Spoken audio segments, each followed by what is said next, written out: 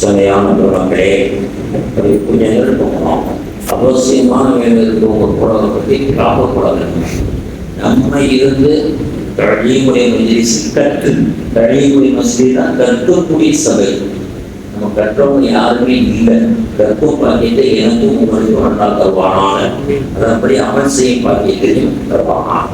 கடந்த 3 தினங்களாக பெருமக்கள் சொல்லக்கூடிய ஒரு அற்புதமான கருத்தை, கேட்கும் பாக்கியத்தை, அறியும் பாக்கியத்தை அல்லாஹ் நமக்கு வழங்கினான். அதாவது நாம் நிறைவு செய்யும் தொழுகையிலே 12,000 ரகசியங்கள் இருக்கிறது.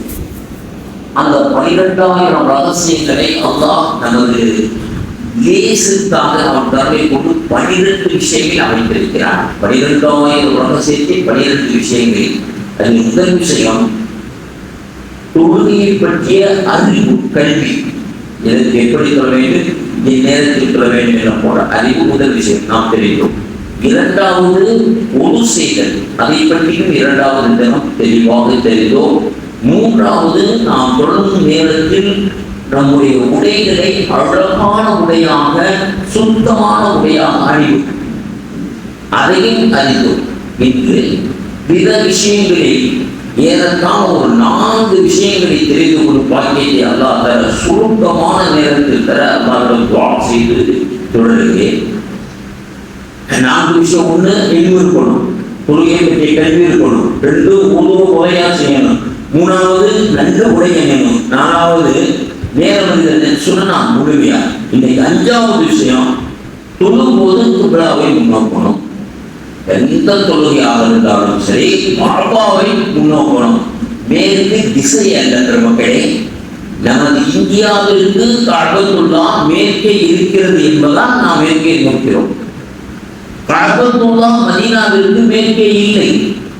மதீனாவாசிகள் மேற்கு நோக்கி தொழ மாட்டார்கள். காரணம், மேற்கு என்பது நமக்கு தொழும் திசை எல்லாம் கிப்லா தான், அதை நோக்கிய திசை. அதை நீக்கிட்டோம்னா ஒருவர் வந்தார். இப்ப திருப்பத்தூர்ல இங்கு நின்று தொழுதார், கிழக்கு பார்த்து. நமக்கு மேற்கு துள்ளான்னு சொல்லிட்டுனா திசை, மக்காவுடைய திசைக்கு தான் தொழுதார். அதுதான் கபாவை நோக்கி தான் நம்ம தொழுகணும். இப்ப இங்கு நோக்கி ஒருத்தர் தொழுதார். நம்ம வந்தோம்னா புதுசா இந்த ஊர்ல திபுலா தெரியல, இந்த முசல்லாமா இல்லையா, அவர் என்ன செய்யணும், அப்படி திருப்பி நம்ம விட்டுறணும். அவர் பாட்டு தொழுது போறான்னு தொழுகி அது பாட்டு போயிடும். அதை திரும்பவும் முன்னோக்கணும். நம்ம தெரிஞ்ச இந்த முகத்தில் தொழுதும் தொழுகுமா ஆக திபுலாவை முன்னோக்க வேண்டும். சொல்லுங்க, திபுலாவை முன்னோக்க வேண்டும். இது 5வது விஷயம். 6வது விஷயம் நிய்யத் செய்யும். யாபமா வச்சுக்கிறோம். எந்த தொழுகையை தொழுகிறோம், எத்தனை ரகாத் தொழுகிறோம், யாருக்காக தொழுகிறோம், எப்படி தொழுகிறோம். உதாரணமாக இங்கே சுபஹ் நிறைவேற்றோம். அரபிங்கிறது அல்லாஹ் நமக்கு தருவான். அதை கற்றுக்கிற முயற்சி தவிர இன்றைய சுபஹை போனது 2 ரகாத்தை கிப்லாவை நோக்கி இமாமை பிடிக்கிறது அல்லாஹ்வுக்காக தொழுகிறேன். அதற்காக இன்றைய சூரியன் போதும் 2 ரகாத்தை இந்த இமாமை பிடிக்கிறது கிப்லாவை நோக்கி அல்லாஹ்வுக்காக தொழுகிறேன். நியத்து செஞ்சால் தான் தொழுவோம். ஒரு ஜமாத்தை விட்டுட்டாரு, வாராரு, என்ன செய்யணும், இன்றைய சுபஹையுடைய கவாயிதான் நிறைய சொல்லியிருக்கேன். சூரிய உதயமான வரைக்கும் சுபஹை நேரம் இருக்கு. வந்தோடனே என்ன செய்யணும், அவரு தனியா தொழுதான இகாமத்து சொல்லணும். இந்த விஷயத்தை தெரிஞ்சுங்க, இதே விஷயமா தெரிஞ்சுங்க. தொடர்ந்து சொல்லப்பட்டிருக்கு கலா இல்லை. இப்ப ஒருத்தர் ஸ்கூல் தான் கலா இல்லை இன்றைய தொழுகை, ஆனா இகாமத்து சொல்லணும். அப்படிதான் நம்ம தான் தனியா இகாமத்து சொல்லித்தான் தொழுகணும். இகாமத்து சொன்னாரு.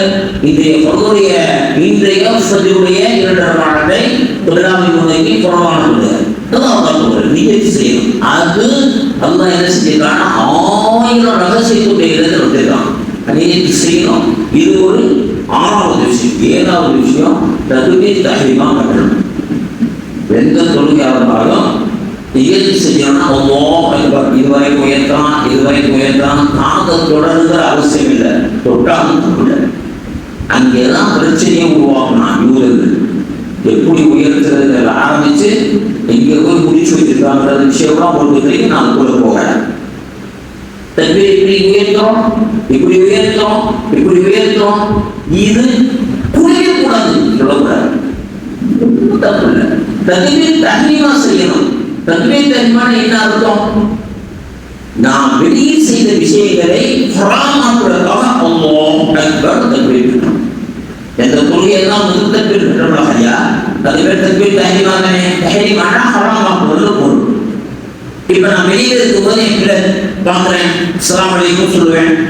தொழுகையில நான் தக்பீர் கட்டிட்டா சொல்லலாமா? ஒருவர் எனக்கு சலாம் சொன்னா ஹப்ஸா வலைக்கும் சலாம் சொல்லிருந்தா வெளியில சொல்லுவல்ல. தக்பீர் தஹ்ரீமா கட்டிட்டா சொல்லுவேனா? சலாம் சொல்றது சுன்னத்து, சலாத்துக்கு பதில் சொல்றது வாஜிபு. ஆனாலும் தஹ்ரீமா இதெல்லாம் தடுத்து ஹராம் ஆகிடும். எப்ப தக்பீர் தொழுகை கட்டினா தொழுகையில மட்டும்தான் கொஞ்சம் கவனம் செலுத்தணும். ஏன்னா அல்லாஹ்வுக்கு நமக்கும் அது நேரடி உரையில இந்த தக்பீர் தஹ்ரீமா ஒரு விஷயம். இதோட முடிச்சுக்கோங்க இன்ஷா அல்லாஹ். மீண்டும் ஒரு தடவை சொல்றேன், 12 விஷயங்கள்ல 7 விஷயங்கள் அறிஞ்சிருக்கோம். ஒன்று தொழுகையை பற்றிய அறிவு, இரண்டாவது நல்ல ஒது செய்வது, ஒது இல்லாமல் தொழுதா தொழுக கூடாது. உடையில உடை இல்லாமல் தொழுதா தொழுக கூடாது. அப்ப நான் கௌரவமா ஓரளவுக்கு சொல்லியிருக்கேன் ஒவ்வொரு விஷயத்தையும். நேரம் அறிதல், நேரத்தை அறியாமல் தொழக்கூடாது. இன்று பார்த்தோம் தொழுகையை நோக்க வேண்டும். அதே போன்று தொழுகைக்காக நியத்து செய்ய வேண்டும். அதே போன்று தொழுகைக்காக தக்பீர் தஹ்ரீமா கட்ட வேண்டும். இந்த அமல் விஷயங்களையும் எஞ்சிய விஷயங்களையும் நாம் அமல் செய்து அவற்றை அல்லாஹ் அங்கீகரித்து அவனது நற்கூலியை பெற்றிடவும் நாம் மனைவி, மக்கள், குடும்பத்தினர், இந்த உம்மத்தில் யார் மீதெல்லாம் நமக்கு பொறுப்பிருக்கிறதோ அவர்கள் அனைவரும் தொழுகையின் அவசியத்தையும் அதனுடைய மாண்பையும் அதனுடைய பலன்களையும் பயன்களையும் அறிந்து கொள்கிற குறிப்பாக நமதூர் இஸ்லாமிய ஆண், பெண், இளைஞர்கள், சிறுவர், சிறுமிகள் அவர்களுக்கு கடமையான ஒரு ஆசை இளப்பெண்கள் அனைவரையும் அல்லாஹ் தொழுகையாளர்களாக ஆக்கி தந்தருள் புரிவானாக. ஆமீன். அல்ஹம்துலில்லாஹி ரப்பில் ஆலமீன். சுப்ஹானல்லாஹி வ பிஹம்திஹி சுப்ஹான